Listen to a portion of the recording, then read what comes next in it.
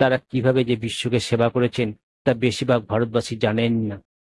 তাদের মধ্যে কেউ সারা জীবনের কঠোর পরিশ্রম পৃথিবীকে দান করে গেছেন নিঃস্বার্থে, কেউ বা তার বিস্ময় সৃষ্টির মাধ্যমে বিশ্বের কোটি কোটি মানুষের জীবনকে সুরক্ষিত রেখেছেন, আবার কেউ আধুনিক জীবনের রূপরেখা তৈরি করে গেছেন।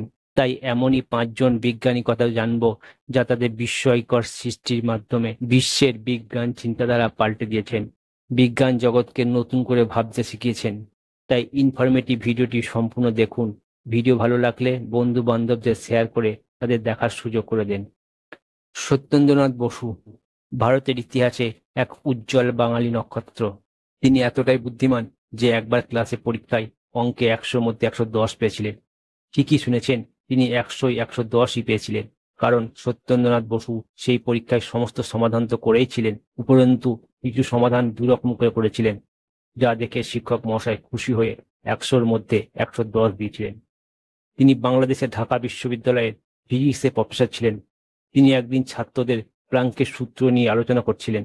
তখন সেই বিষয়টি ছাত্রদের ভালো করে বোঝানোর জন্য তাঁর নব আবিষ্কৃত একটি ফর্মুলা সেখানে ব্যবহার করেন। আর তখনই তিনি একটি ভুল করে ফেলেন, আর সেই ভুলের থেকে তিনি আবিষ্কার করেন একটি নতুন সূত্র, যেটা বিজ্ঞান মহলে বোস স্ট্যাটিস্টিক নামে পরিচিত। আর তিনি এই বিষয়টি ইন্টারন্যাশনাল লেভেলে জানাবেন স্থির করলেন। তাই তার 4 পাতা বিশিষ্ট গুরুত্বপূর্ণ এই বিষয়টি পাঠালেন ইংল্যান্ডের সায়েন্স ম্যাগাজিনে। কিন্তু দুর্ভাগ্য বাঙালির, সেই গুরুত্বপূর্ণ বিষয়টিকে এই ম্যাগাজিনে প্রকাশের যোগ্য নয় বলে ছাপায়নি।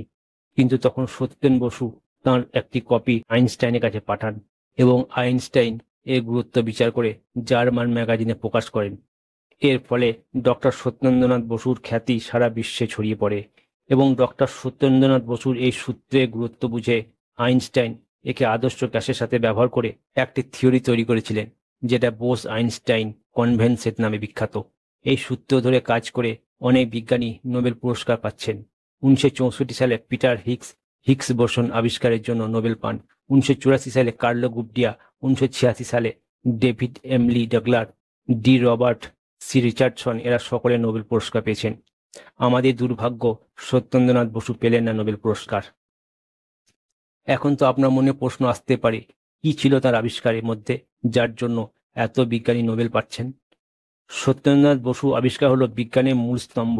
চাকা ছাড়া যেমন গাড়ি চলা সম্ভব নয়, আপনি সাইকেল থেকে যুদ্ধ বিমান পর্যন্ত যাই চালান না কেন, চাকা লাগবেই।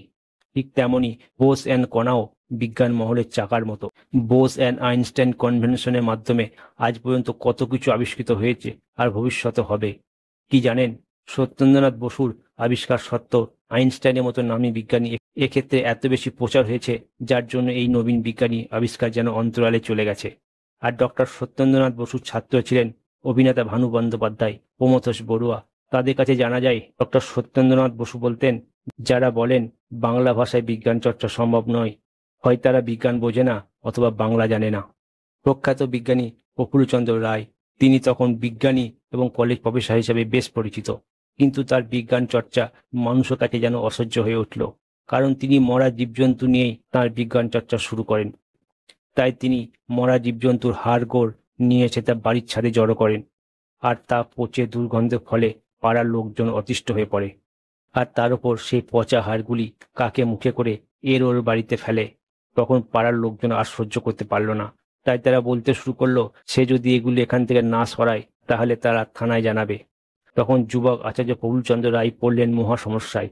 তখন তিনি সমস্ত ব্যাপারটা তার বন্ধুদের জানালে, তখন তার এক বন্ধু বললেন তার মাঠের ধারে একটা খালি জমি আছে, সেখানে রাখার জন্য বললেন।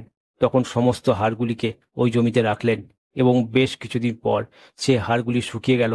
তখন সেই হাড়গুলিকে ভালো করে আগুনে পোড়াতে লাগলেন, এবং এই আগুন দেখে থানা থেকে পুলিশ এসে যায়। তখন প্রফুল্লচন্দ্র পুলিশকে বোঝান যে এখানে কিচ্ছু হয়নি, এখানে যে হাড়গুলি পোড়ানো হচ্ছে সেগুলি মরা জীবজন্তু হাড়। পরের দিন যুবক প্রফুল্ল সেই হাড় পোড়া ছাইগুলিকে নিজের গবেষণাগারে নিয়ে গিয়ে ঘন সালফিউরিক অ্যাসিডে দিয়ে দেন, যাতে তৈরি হলো সুপার ফসফেট অবলাইন। এই দ্রবণটিকে একটি বড় পাত্রে রেখে আগুনে ফোটাতে লাগলেন, এবং কিছুক্ষণ পর দেখলেন সেটি ফসফেট সোডার দানায় পরিণত হয়েছে, এবং তিনি একটি দুটি দানা মুখে নিয়ে বুঝতে পারলেন এবং খুশি হলেন।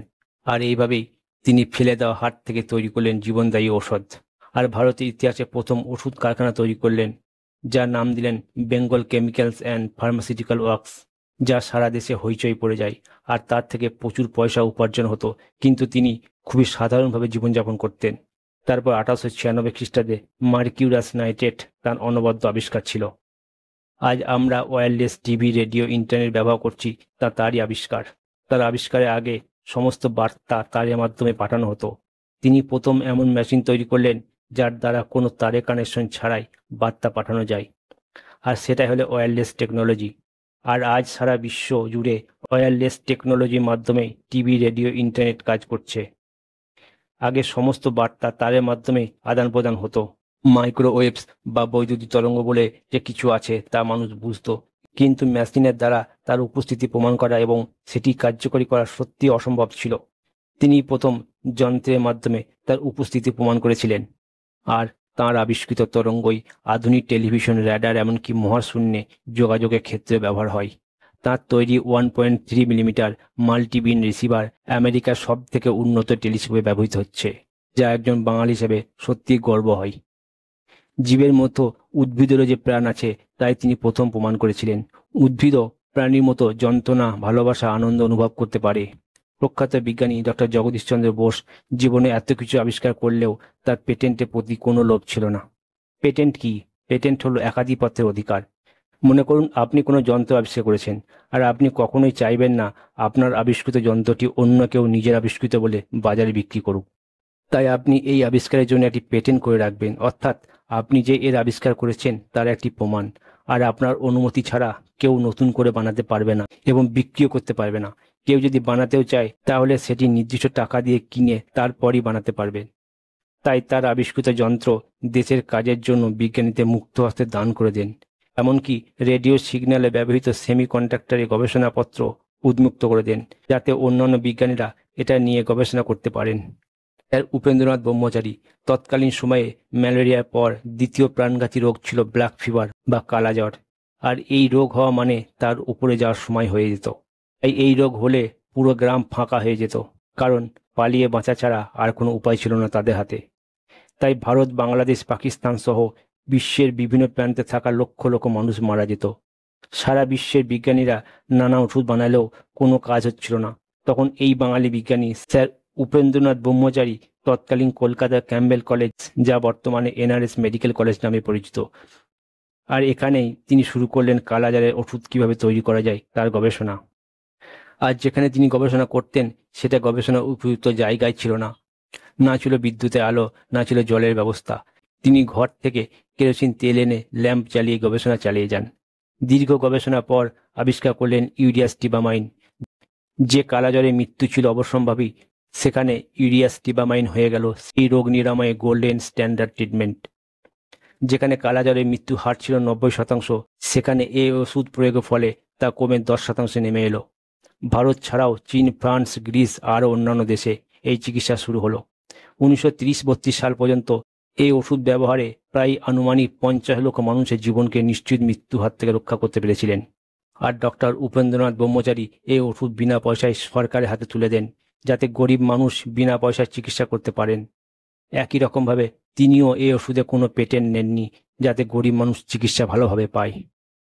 মেঘনাদ সাহা 1920 সালে থার্মাল আয়োনাইজেশন প্রকাশিত হওয়ার পর থেকে 1938 সালে জ্যোতিপদার্থ বিজ্ঞানে যা গবেষণা হয়েছে তা প্রায় সবগুলোই মেঘনাদ সাহার আবিষ্কারের দ্বারা প্রভাবিত।